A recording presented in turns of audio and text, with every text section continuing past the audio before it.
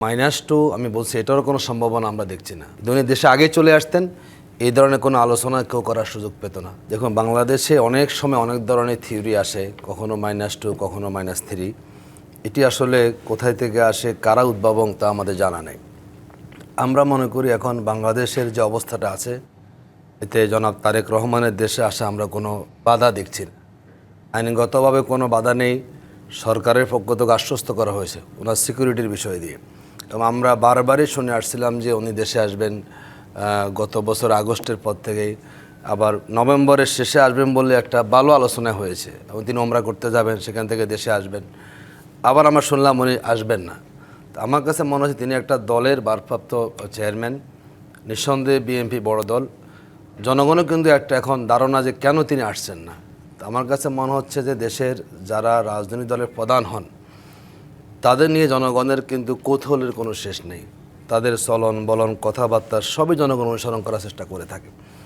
আমরা মনে করি জনাব তারেক রহমানের দেশের এই বাস্তবতায় আশাটাই হলো প্রাসঙ্গিক। জি, কিন্তু অ্যাডভোকেট আতিকুর রহমান, এই যে আসলে -2 নিয়ে আলোচনা চলছে বা বিএনপি নেতারাই মনে করছেন তার এখনো নিরাপত্তার ঝুঁকি রয়েছে এবং সে কারণে হয়তো তিনি এখনো ফেরত আসতে পারছেন না।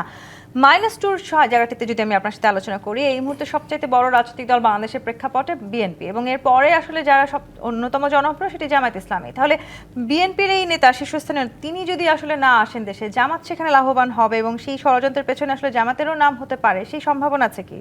শুনে আমরা এই ধরনের কোনো সম্ভাবনা দেখছি না এবং -2 আমি বলছি এটারও কোনো সম্ভাবনা আমরা দেখছি না।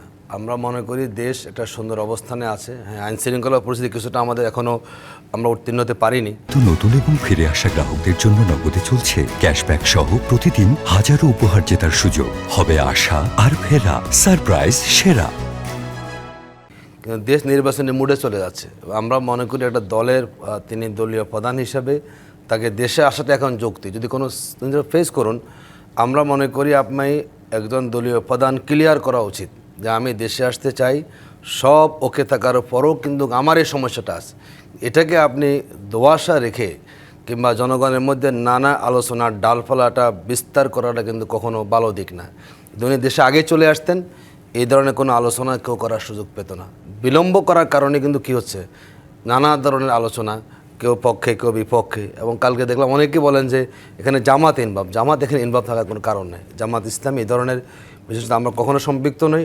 আমরা মনে করি সকল দল তার মতো করে দেশে কাজ করবেন এবং আমাদের যে গণতন্ত্র পুনরুদ্ধারে সবাই সেখানে ভূমিকা রাখবেন, দেশের সুন্দর গণতান্ত্রিক পরিবেশ তৈরি হবে। কিন্তু জামাত কি তাহলে মনে করছে তারেক রহমানের এই দেশে ফেরত আসা নিয়ে আসলে পর্দার অন্তরালে সত্যি করে কোনো নেগোসিয়েশন চলছে দেশে না, কিংবা বিদেশে? সেটা আমরা মনে করি, সেটা কোনো ক্লিয়ার করুক, যে আমি ক্লিয়ার বলুক যে আমি আসতে চাচ্ছি, আমার দেশের মাটি আমার জন্য ওকে, আমার সবই ঠিক। কিন্তু এই কারণে ক্লিয়ার করতে হবে না। ক্লিয়ার না করে বিভিন্ন আলোচনার ডালপালা বিস্তার করাটা কোনো যৌক্তিক নয়। একটা দলীয় প্রধান তিনি স্পর্শকাতর বিষয় বলে উল্লেখ করেছেন।